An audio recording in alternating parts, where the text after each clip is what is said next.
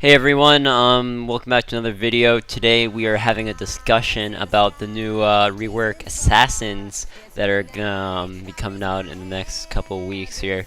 So Riot's confirmed all four. The last one was just confirmed yesterday as Katarina. So we got Katarina, LeBlanc, Talon, and Rengar.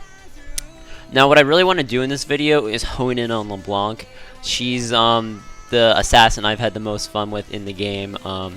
And I don't play her a ton. I mean, I have like 50k mastery, and I'm part of the LeBlanc club, and it's a champion that means a lot to me. I'm gold 5. I'm not a diamond LeBlanc main or whatever, but I really enjoy LeBlanc, and she's one of my most played champs.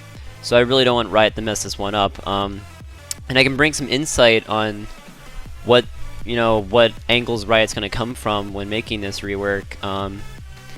And I can kind of break down the notes the devs, mostly 20th Century Fox, have kind of shined a light on, and it's gonna be really awesome. We're just gonna go through all of the abilities and what direction Riot's gonna kind of take LeBlanc in. So we're gonna go over to a Google Doc real quick, and I'll just show you kind of my notes here. Alright, so actually before we hit the Google Doc, I just kind of want to look back on all the previous reworked champions Riot's worked on in the last year or so. And I think to really understand where this LeBlanc rework is going to go in direction, it's probably best to look at some of the previous ones they've done. Now, of course, LeBlanc is part of this assassin rework, so I think if we look at previous groupings, this might give us some indication of where it might go. So first off, in August 20th, 2015, almost exactly a year ago, the Juggernauts were released. Again, these were, of course, Darius, Garen, Mordekaiser, and Skarner, and that's the secondary. But one thing to remember is that these guys were really strong when they came out. Like, their win rates were like 53 plus in all the elos. It was kind of stupid. It had very little counterplay, and over the next couple patches, they were called down, and they had to tone down a couple abilities and base stats. And of course, I think we're gonna see this trend with all of these groupings, that it's gonna take a couple patches for Riot to find that perfect medium for the majority of these champions. But I think overall, Mordekaiser ended up a little weird. Like a year later, he's kind of in a weird spot where he's not 80 carry, he's not top. Is he a jungler? Who knows? Maybe, because he has Dragon Spirit or whatever it is. But yeah, right now most of these champions are in an alright spot. Marksman. Now this is of course a couple months later after the Juggernaut rework. We got Caitlyn, Corki, Graves, Cog, Misfortune, and Quinn. And I think one thing that you kind of notice about the marksmen is some of them ended up in top lane, and some of them ended up in jungle. Like Graves, for example. Graves can be played both viably in both top lane and jungle. Because of his auto attack is now more of like, it can push back monsters in the jungle, so it's easier to clear, and it's safer. Quinn, she can be played top. It's quite good. Kog'Maw. Nowadays, Kog'Maw can also be played in the jungle. It's pretty stupid right now. You kind of just go Bloodrazor and you just dominate the game. You just like barrage them. It's pretty hilarious. And then of course we had the secondary champions, and this hit almost every AD carry. And Riot even talked about how they're gonna have the big four, so it's gonna be kind of like Juggernauts. There's 4 champions they're gonna mainly focus on. That of course is Rengar, Talon, LeBlanc, and Katarina. And then they're gonna have some secondary ones. So we might see things like Zed or Syndra even. Or not, I guess Syndra's Syndra's already a secondary mage. But like, other less common assassins. Like maybe we might see some stuff on Fizz, maybe Akali. We'll see secondary champions affected along with this. But moving in here to the traditional mages, this was May 4th, Star Wars Day. This was a couple months ago. And yeah, this reworked a lot of the traditional mages that first came out around League of Legends. And of course, a lot of these champions were kind of stupid when they came out. Also, I'd say the changes to the Annie were also kind of significant. And of course, counterplay needed to be added to some of these, like Malzahar's passive was absolutely busted when it came out. It was too strong. And I think they're still struggling to find balance in people like Malzahar. And then we see people like Vlad, Vel'Koz, Zyra. Don't necessarily see a ton of play. Maybe a bit more than before. I'll have to look at that. But and then people like Anivia that were kind of weak when they came out. So again, we're gonna kind of seeing this trend of champions that took a couple patches to reach balance, and I think that's kind of a recurring theme we're going to see here in the assassin rework, especially because they are assassins and they need to be so finely tuned where they have enough like potential to kill an AD carry but can't be stupidly broken where they one-shot tanks and aren't even fed. So it's going to take a couple patches, and I think when we see the LeBlanc changes at first, they might seem kind of weak, but it will take a couple patches for Riot to get there. And especially the huge thing is making sure these changes are kind of global in all elos and affect them in similar ways. Alright, so we're here in the Google Doc. Now, keep in mind all this stuff is comprised of things the devs have kind of mentioned over on the League of Legends forums. Mostly 20th Century Fox, and this is essentially him and his points talking about the different aspects of the LeBlanc rework that are going to be implemented here. And so I think before we look into the abilities, let's just look at the general goal and the scope of this. So this is him, I think, responding to a comment or something. That's the plan. Double down on deception, preserve mobility, and make sure you have time to play too. And so each of these is actually really important. We're actually going to go into depth in each aspect of this sentence, but here it says double down on deception, and that is harking to this new tool they're adding. So they're adding a new deception tool for LeBlanc, which they basically said because LeBlanc's assassination window is going to be larger, giving the opponent more time to react. Well, LeBlanc has this new passive to compensate for this that can hopefully trick whoever LeBlanc's trying to assassinate, and work in LeBlanc's favor. Preserve mobility. I think they're just talking about W in this respect, and I think they want to keep mobility, but they have talked a little bit about adding delay to LeBlanc's W. We'll talk about that a bit later. And then making sure you have time to play too. I think this is what they mean about reaction time and larger windows. But yeah, this is generally what they're going to be aiming at in terms of the LeBlanc rework. And I know there's kind of like a general sentiment, I know at least in the in my NA LeBlanc club, that this is gonna be it's kind of a scary feeling having this, but at the same time you're kind of excited. And yeah, I'll try to show you that that's actually kind of like the blurb for our LeBlanc club. Anyway, I'll show it to you guys on screen right now. But yeah. I think actually there is good news. If you do enjoy playing LeBlanc right now, it actually, from what I can tell, actually won't change too much. And let's get into that a little bit.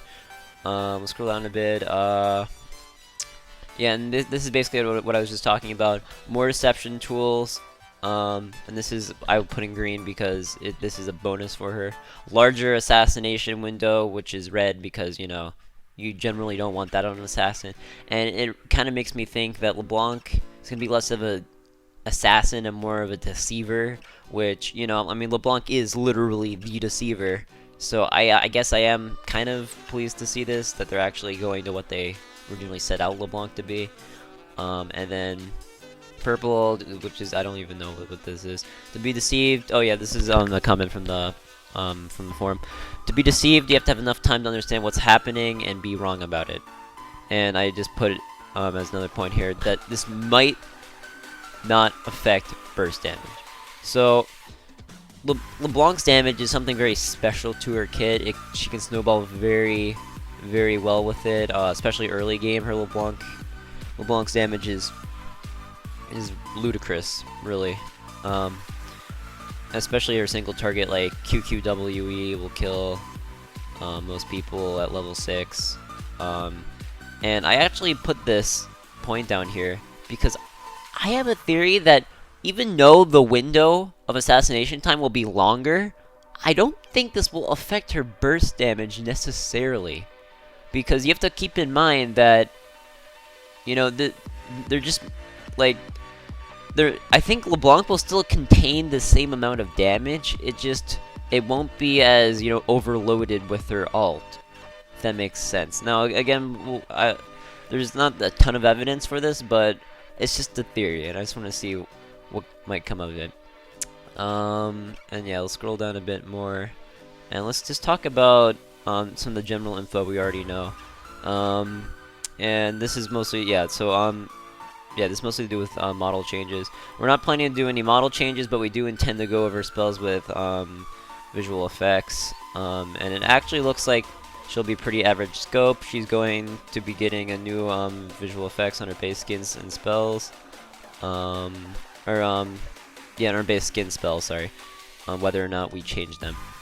So they probably won't give LeBlanc a visual rework per se, but they will give her, of course, her new abilities or new passive deception tool, whatever. Of course, this is gonna have new visuals. I think they might do some work on LeBlanc splash arts. I don't know for sure. Maybe not, because on some of the other things like Juggernauts or whatever, they didn't really, you know, revamp these splash arts. But again, we've yet to see what's gonna happen in that respect.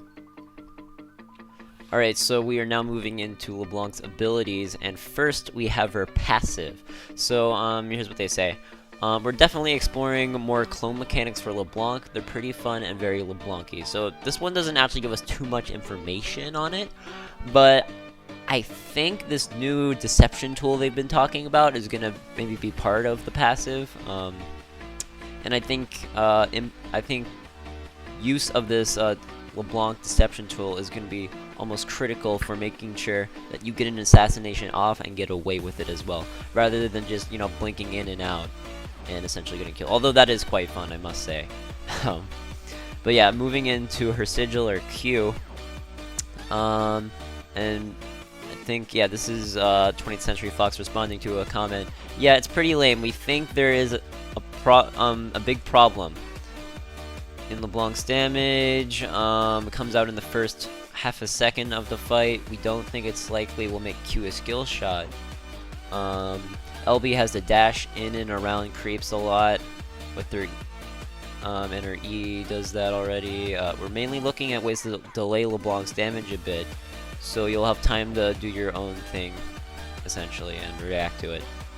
And so I think what this is saying here is, they want to preserve LeBlanc's burst damage, or I guess burst damage is the wrong. They want to preserve LeBlanc's damage. I think it's just her DPS will go down, her damage per second. So I think this was gonna be increasing her W cast time. Maybe her ult will be different now. So her, you know, maybe like let's say you can't QQ as quickly. Maybe LeBlanc's ult cooldown will increase. We don't know. Her LeBlanc or her ult could completely change. And I think it's actually a very important part of LeBlanc's kit that they might change. But again, we will get into that later on. And yeah, I think it's pretty likely. Not sure exactly how, but there's lots of eggs in that basket currently. If Q or E could help wave clear somehow, that would make life a lot easier. And this is essentially them talking about how W is too reliant in LeBlanc's kit. Like, you use W to clear waves, you use W's for your like burst combo. Whereas Q and E, they're kind of on the sideline a bit more. They're just kind of, you know, Q is just there so you can increase your W's damage, for example. And like E doesn't really do that much in terms of wave clear, or Q's like, basically these are just kind of helping you CS essentially in lane, and it's kind of weird. Like, you see people like Faker, they have to do all this like weird stuff on their turret, like, oh, you Q this minion, you auto attack that minion twice, and you get all this weird combinations of farming. And I think they just don't want that on LeBlanc. Other assassins, you know, they don't have as hard of a time CSing. RE, Zed, you know, these guys can, you know, wave clear pretty efficiently. And yeah, I think they might want to get LeBlanc a bit more on par with those guys. So that's our Q. Scrolling down, we have distortion. Now this, of course, is going to be a very big part of the LeBlanc rework update, because it already is a big part of LeBlanc now. So let's read what they say here. The ability to dash in for damage and then instantly snap out just isn't fair. There's a reason these assassin updates are including more time for the opponent to react. Though I would argue, isn't assassination like supposed to be destroying the opponent before they can react? Because I know I play like things like Guild Wars, and you know, right now thieves in the meta are really annoying because they can essentially just go in, burst a guy down, and just get out, and the guy will be like, wait, what? Although I do like that feeling, it might be a little, you know, antsy at times. Like, do we really want this? And though I traditionally think that is what an assassin should be like, killing someone before they even know what's going on because they're just behind the curve. And I would argue that at higher elos, people know what's going on. You know, they actually respect, you know, assassin damage. I think that should be more of a concept they should explore. But hey, Riot doesn't think it should be a part of an assassin, and, you know, that's fine by me.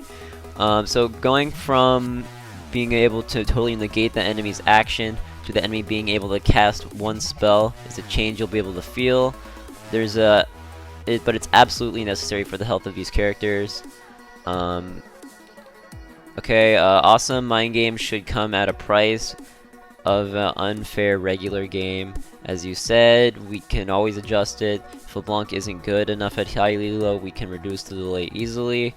For your last question, we're definitely going to give LeBlanc more ways to actively deceive your opponents, and I think this is the new deception tool they've talked so much about. And then again on the second comment, we agree. The only thing we're thinking about changing on distortion is adding a tiny delay before you snap back after dashing. So this is kind of like Z alt. I'm not sure how many of you guys remember they added that delay on Z alt, so you have to like wait a second before you go in or go out, which, you know, is kind of clunky honestly, but I think it's kind of required in some respects. And yeah, basically what they're talking about here is adding more, you know, get out time on LeBlanc's W. Now what I'm hoping here is that this new deception tool is actually going to cover up the time it takes to get back and snap out for LeBlanc, and that's kind of what my hope here is. I know there's a lot of people in the LeBlanc community, a lot of LeBlanc mains are kind of worried about this because W, they already reduced the speed on W before, and they're essentially just making it slower. I don't know, I'm still kind of mixed opinions. I guess we'll see what actually happens, but I think in essence though, W won't change that much. They already just said if they're gonna change anything, they're just gonna make it so it's longer to snap back. So they're almost already telling us what's going on with W. And yeah, so let's move on to E here. E. And we're definitely not replacing E. That spell is actually pretty neat. If your E remains unchanged, do you think you can remove its hitbox? Or improve, sorry, its hitbox? It can hit from some weird angles sometimes. And this, the dev responding, it's worth a look at. I'll check it out on my machine. But yeah. So, we know her W is not significantly changing aside from the delay time. Now they're saying her E is not changing. And so, this makes me wonder what is actually changing in LeBlanc. So I guess people that are already good at LeBlanc, there won't be that much of a change. But I'm guessing the only things that are majorly going to change on LeBlanc are her alt and her passive, I guess? Maybe her Q a little bit, because from what I can tell, there's nothing else really majorly going on here. And yeah, this is essentially them talking about the E hitbox. I think it's fine, actually. They actually made it a bit smaller in a couple patches ago, or actually not a couple, like half a year ago or something. But yeah, it's got a pretty tight hitbox. In fact, if you look at the indicator, it's like the size of an Italy spear or something. So I think that's alright for the time being. And then let's look at her alt. And so it doesn't actually say that much here, but let's read it anyway. Mainly just having having more combos, plus whatever learning the deception tool requires. And again, this is the deception tool they talked about. And what this makes me think is more combos. They said more combos. And right now, LeBlanc already has like 30 combos. Maybe like 10 of them are viable. But LeBlanc has a shit ton of combos right now. So the fact they're saying, oh, she's going to have more combos, maybe they mean with this deception tool, you know, that's pretty crazy to me, and to me that also says they're not changing alt that much. Because in order to have more combos than her LeBlanc alt right now, it has to be the same in some respects, because you can't duplicate an ability without like you can't have more combos without duplicating an ability, and that's essentially what LeBlanc alt already does. So if they do end up changing it, it really makes me curious to see what are they actually going to change about it, because right now we've gone through it, and right now we know W is not changing significantly, neither is E. R can't change too significantly, otherwise this comment won't even be true. So then this makes me think the biggest part of the LeBlanc rework is going to be this new deception tool. And now of course this brings me to my final point. What is this new deception tool? And let's read what they say here. A powerful and versatile deception tool would also have many uses outside team fights, especially if the deception can occur without LeBlanc's presence. That kind of gets me excited for some, like, is there gonna be a LeBlanc clone just randomly walking around the map? Is there gonna be, like, when LeBlanc dashes, are there gonna be 3 other clones that dash along with her? I'm just kind of trying to grasp what this is trying to indicate, but let's keep going. There's also a new deception tool, whatever it may be. It's meant to help LeBlanc survive during this period, and I think he means maybe laning phase or snapping back, or the extended time it takes to snap back, and it needs to be able to do that job. And LeBlanc's cast times will cover up the delay anyway, contrast to the Zed's instant E, so it's likely to be felt as keenly as Zed's. And again, this is, I think it's talking about the delay on Z alt and delay on W for LeBlanc. And yeah, I think this new deception tool is going to be probably the most core part of LeBlanc, whatever it is. I think it's going to have something to do with a clone or something. I don't know. I hope it doesn't involve AI too much, because, you know, as we already know, AI is clunky, and a good player can figure out which one the clone is fairly easily. And this makes me think, is it really good? It might be good at low elos, but will it be strong into the Diamond and Master Challenger scene? And yeah, I think that's kind of what we're at right now in LeBlanc. This new deception tool is pretty much the biggest thing we're looking at here, considering how much all the other abilities have, well, this is just information we've been given. Obviously, it can change at any time. And of course, as time goes on after it does come out, we will see some of this thing balanced and brought back to the norm. But yeah, I hope you guys enjoyed this video. Thanks for sticking with it if you're still watching. And of course, if we are told more information on the PBE or whatever, I will see if I can do another discussion on that. But yeah, let me know what you think about this whole LeBlanc rework, and of course the other reworks. And if you disagree with me on anything, or want to add a point or shine some light on something, please feel free to do that in the comments. And yeah, thanks so much for watching.